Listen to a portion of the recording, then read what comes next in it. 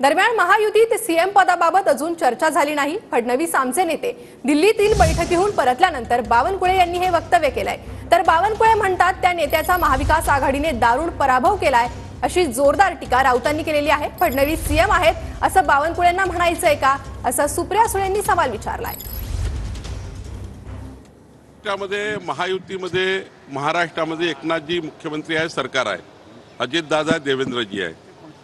महायुतीचे मुख्यमंत्री कोण असेल यावर कुठलीही चर्चा आज नाही, परंतु देवेंद्रजी महाराष्ट्राचे आमचे भाजपाचे नेते आहेत।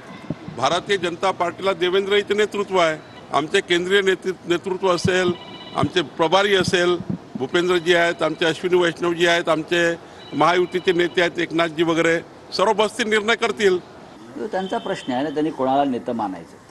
त्या नेत्याचा लोकसभेत दारुण पराभव महाविकास आघाडीने केला आहे आणि स्वतः बावनकुळे ज्या मतदारसंघात आमदार राहिले आहेत त्या मतदारसंघामध्ये महाविकास आघाडीचे उमेदवार साधारण 25,000 मतांनी पुढे आहेत। बावनकुळेने जरा ऑडिट करावं त्यांच्या मतदारसंघाचं। बावनकुळे असं म्हणतात की महाविकास आघाडीमध्ये 6 मुख्यमंत्री आहेत, आमच्याकडे मात्र देवेंद्र फडणवीस हेच नेते आहेत आणि मुख्यमंत्री पदाचा प्रश्न दिल्लीतनं सोडवला जाईल।